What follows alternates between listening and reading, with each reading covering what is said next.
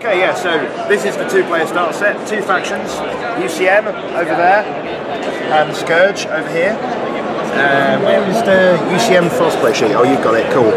Okay, so I'll walk you through the two armies very briefly. You've got 3 battle groups. In Dropzone, your army is split up into battle groups. The bigger the game gets, you get a couple of extra battle groups, but you generally have more and more stuff in them. They get bigger. It's alternate activation, and the way it works is you activate one battle group, your opponent activates a battle group, you do it. When all the battle groups are activated, the turn's over and you start a new turn. So you're always doing something, you're never waiting for more than like a couple of minutes before you're engaged in the game. So you're activating multiple models when you activate a battle group? Yeah, you activate, in the starter set, it's generally like one battle group is one squad, except for the infantry, which are 2 separate squads of infantry sharing one transport. Gotcha. So they activate. The Scourge, they have an equivalent force. They have tanks, anti-air and infantry. That's how it's split up in the starter set. The starter set comes with a sample mission. There's like loads of scenarios in the rulebook. There's 12 plus variants. Oh, sweet. But there is one specifically designed for the starter set, just to like walk you through your first game. So this scenario, you have 3 objectives in these 3 central buildings. The aim is to get infantry inside these buildings, find the objective and extract it from your ball edge. 1 VP at the end of the game for each one you hold, 2 for each one you extract. Okay. Only infantry can get in those buildings and only infantry can find the objective. This game can shape up so many different ways. I've run this demo hundreds of times and it's never really the same twice, which it makes it nice from a demo's point of view because it doesn't get boring, you know, but there's a hell of a lot of replay value just in this mission alone with these 2 factions. In terms of basic mechanics, I'll just walk you through a little bit of movement and stuff with the UCM, just so you can get a little sense of how things work. So, say these are all off the board at the moment, we've just put them all here. Generally you start with your whole army off the board in readiness, in dropships, ready to deploy on. You can roll on. Artillery and stuff sometimes likes to roll on, but a lot of your forces need dropships to get forward quickly enough to make their impact and deploy. So, turn 1, your dropships can come on. UCM ones can move 18 inches. They can deploy if they move half their move distance, or they can move their full move. UCM tanks have a lot of range, so you generally want to be down on turn 1, so you can shoot on turn 2, because you can't shoot on the turn you deploy. So you'd move, I'm not going to measure anything, you move 9 inches, you then do a 3-inch deploy move, or placement, up to 3 inches away from the dropship. All distances measured from middle to middle of units, everything, that's shooting, placement, all those things. Then you can move up to half the move of the things that have deployed, which in these cases is just 2 more inches, because they're quite slow on the ground. Generally, if you were playing a mission, you would use your tanks first in this scenario because they're actually the least strategically important thing you've got. You're not giving too much away by moving the tanks first. Sure.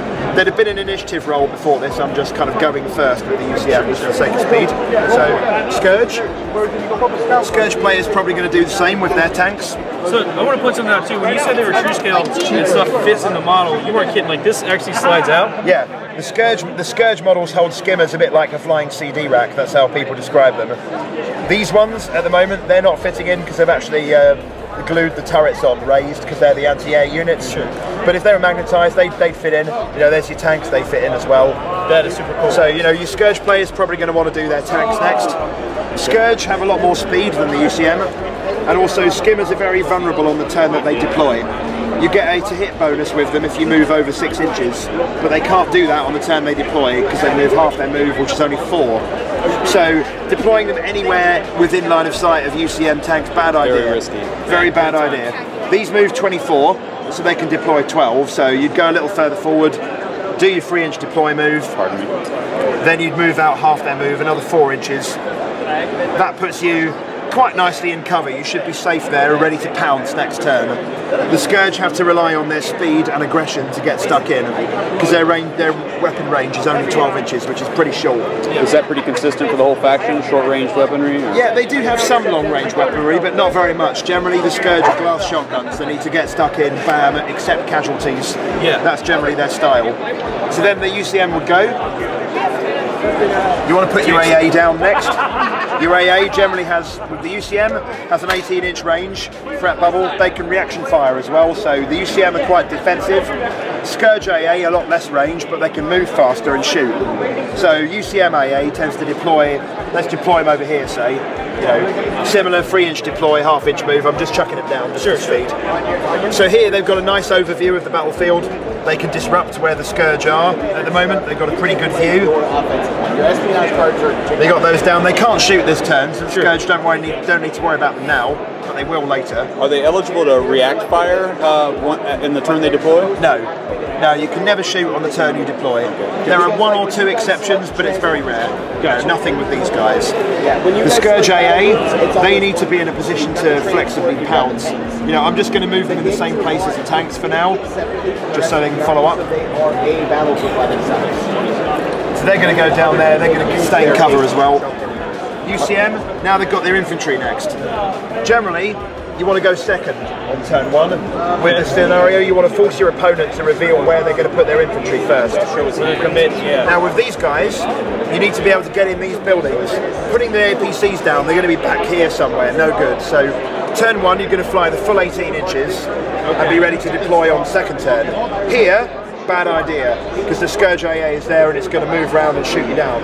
So the UCM is going to park up just back here, which is going to give it some flexibility, but the Scourge have kind of curtailed me a little bit over here. Scourge, now you know where he's going. The Scourge infantry are going to do the same, they're a lot faster. They know where the UCM AA is now, so Scourge are just going to park back here. Ah, okay. So they're ready to move. So that's it, that's turn 1. Yeah. Turn 2, you'd roll for initiative, stuff would go down. So, can we just fast forward real fast to some combat? How does the dice work? Okay, right, so let's just say Scourge tanks are going to go first. Sure. You can move and shoot, or you can shoot and move in drop zone. What you can't do is move a little bit, shoot, and then move a little bit. Stops you from popping out, firing, popping back in again. So, Scourge tanks, every weapon has a move fire value, which is the maximum speed the unit carrying it can move and still shoot. Okay. Which is the same as the move value for Scourge. Generally, tanks can move full pace and still fire. So, they're going to move 9, pop out here. Now they've moved fast, so when the UCM return fire, they're going to have a fire modifier against them, which is a good thing. Right. The Scourge are then going to shoot. Shooting's very simple in drop zone. There are a lot of modifiers and special rules and stuff with weapons, but these are fairly basic. You do weapon against target in drop zone. If you've got 2 weapons, you can shoot 2 separate targets. 1 squad can split fire however it likes between whatever it's going to shoot at, much more like real combat, really. Cool. So you have to allocate all your dice before you shoot. These are just going to be very simple, they're just going to shoot 1 on each. Maximises your chance of killing stuff. If I was being more careful, I probably would have deployed this kind of thing, try and shield ones off with other ones to limit the number that I can kill with my Scourge. Sure. Every weapon has an accuracy, 2 up for most anti-tank weapons. You don't tend to miss with tank guns. So you'd shoot, 2 hits. Then these are energy 11, these are armor 10. The table is quite familiar if you're used to 40k, except it's offset by 1, it's 1 harder. Okay. So energy 11 against armor 10 is a 4+ damage instead of the 3 that you'd see in 40k. Okay. So the 4+, that's 1 dead, 1 lives. These don't have any saves. There are saving throws, passive countermeasures, that's like an energy shield, but only the Shautari have those really, so that tank's dead. It's only got 1 DP, sorry. Some tanks have more than 1. If you beat the roll you need by 2 or more, you do 2 damage points instead of 1. So 6 on that dice would have dealt 2 DP to that tank. Okay. But it wouldn't have mattered because it's only got 1 anyway, so it's dead. So it's not a concern. Is a 2 DP a feature of like the heavier tanks and stuff? Yeah, heavier tanks. You know, it goes right up to like the new Resistance Alexander has 5 DP. Wow. You know, the PHR Hades, the big Scorpion Walker, that's got 8 DP. Nice. You know, and the new Thunderstorm and Leviathan, big fat hovercrafts for the Resistance, they have 9 DP. Okay, wow. You've got to chip away at them. Yeah. You know, so you need bigger, heavier weapons because you want 2 stuff like Energy 13 because then you're going to be doubling up on the force. Announcement time. Yeah, we're just going to wait for this guy to shut up. That was combat. So we can do some CQB, if you like to see a bit of close combat. Close combat in drop zone only really happens inside buildings. Like real modern warfare, you know, you're not going to be scrapping it out in the middle of a street, you're just going to shoot each other. You know, so let's say the Scourge had got its men inside the buildings. To deploy, This is infantry deployment. This is actually 2 separate squads inside one transport. You can do all your deployments all mixed together because it's all movement. So I could say drop 1 APC here. That's 1 disembark. Second disembark puts men inside the building. Okay. They're just in the lobby at the moment. They can't do anything for the rest of the turn. Then the dropship's going to move, and it's going to deploy the other APC over here. What are you guys doing? And it's going to drop. It's going to drop these guys in that building. Any unit can only do 2 disembark or embark operations per turn. The dropship's done 2 because it's done 1 there, 1 there. Each squad of infantry has done 2, 1 out of the dropship, 2 into the building. So no rules have been broken, so it's all good. Yep. They're in, they can't do anything else this turn, but next turn they can start searching for the objectives. The UCM are going to want to try and stop them. A couple of ways you can do that. You can try and blow up the building and kill all the men. In a skirmish-sized game, that's quite difficult because you haven't got that much firepower. It can be done, it does happen, but the UCM are going to try and do it with close combat instead. The UCM infantry are back here now. Scourge AA is there. Where the Scourge AA is, they're going to have to go in harm's way, really. They don't really have a choice. You can't make it into this building because you're just too slow. What the UCM player is going to do, it's going to hedge its bets, fly over here, drop both APCs next to here, and it's going to deploy all 6 bases inside this building. Full on building assault. All right. Yeah. That's like putting all your eggs in one basket. You probably wouldn't do that, but it's a little risky. The dropship's going to have a couple of inches left in its movement now, so it's going to move a little bit further back, try and make it hard for the AA to come after them, but to be honest, they're probably going to come after you anyway. There's not a lot you can do about that. Right. They're in the lobby as well, so they've just clashed in the lobby. The close combat happens next turn. So if we fast forward to the next turn, the close combat's going to kick off. Scourge are in first, so the close combat happens when the Scourge infantry activates. UCM battle group, if they went first, they'd just have to wait. They just have to sit there and wait for the Scourge to activate. Okay. One of the advantages of getting in first, you call the shots in terms of when it happens. Nice. When the close combat happens, this is a very simple CQB because it's just basic men versus basic men. Everything has a CQB value. It's 1 for these infantry. To determine the number of dice you get, you multiply the number of DP on your base by your CQB value. Okay. In this case, the Scourge have 15 because they've got 15 guys, CQB 1. The damage points were 5 per base. Yeah, if you lose men, then you get less dice. Gotcha. UCM guys, 2 squads, so you get 30 dice.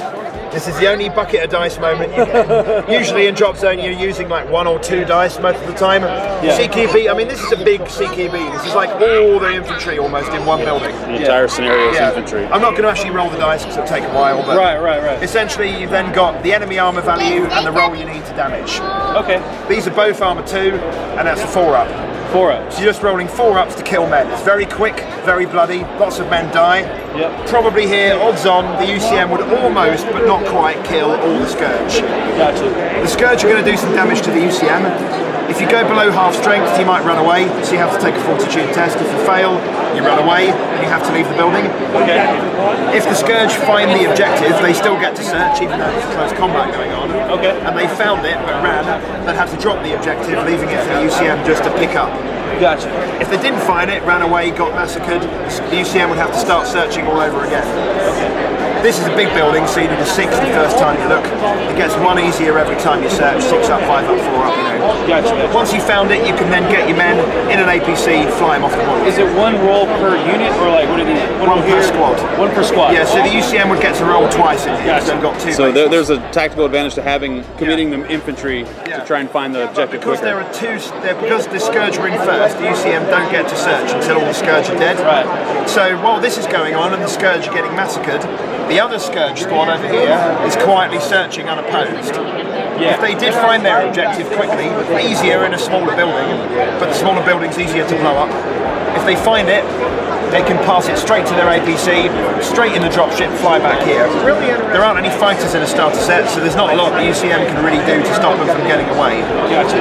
Now the UCM players seeing what's going on here, they might want to say, pick up their anti-air units with their dropship, move half move, and redeploy them here. Ah, so it's very fast redeployment. So that dropship now becomes a high priority. Yeah, as soon now as the Scourge find that objective, they're going to have to fly under the guns of the UCMAA, and they're going to have problems. Yeah. And obviously the tanks are going to want to try and kill them before they get a chance to do that. So, quick question. Should the AA happen to take out the dropship before it gets off the table edge, what happens to the objective? Well, the objective, if the unit carrying it is destroyed, it's just left in the open. Anyone can just drive over it and pick it up. The Scourge do a lot of stealing of objectives because they're fast. They get in there, blow a UCM tank up, then move in, pick it up, which is quite cool. But here, in this case, you can't change transport. You're attached to your dropship. So if this dropship is dead, there's no way that APC is going to drive off the table by the end of the game. Fixed game length of 6 turns, so you've got to be fast, and you know how long you've got to be fast. What the Scourge player might do in response is pick up the AA tanks, fly them over here, drop them, pick up the objective next turn, pick them back up, fly off. Dropships can't carry objectives, but they can carry things carrying objectives. Gotcha. You know, so hopefully by that point the tanks would have done their work to kill the AA to allow you to do that. If a transport with the troops still in it is shot down, what happens to the APC? Or the right, troops? well, you roll to see what happens for it. On a 6, it blows up in the air, everybody dies. Okay.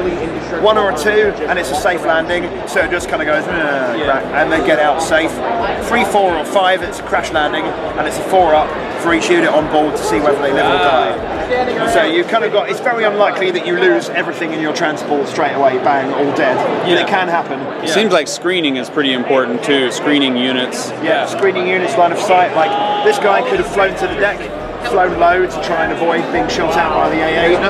But however it goes, they're going to have to fly out here, and they're going to get reaction fired against.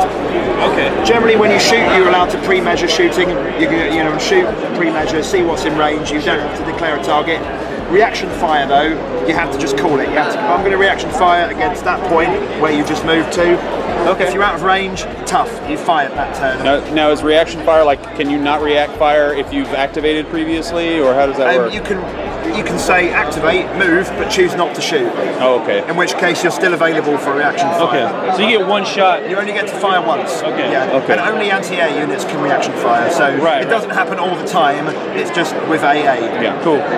Important because fighters move on and off the board in one sweep. It's the only way to get them because they're so fast. Right. Well, is there anything else? Any other turn sequence type of things? No, I think that's a good basics. There are command mechanics and stuff, but in a demo and a starter set, you don't need to worry about those. You can grow into those later on. The commander affects your initiative roll, lets you play cards, all those kind of things, but that kicks in later. So, real quick too, this is the starter book, right? Yeah, that's this comes with the starter set. Yep. Sweet. So everything on this table is the starter box. That's a full table.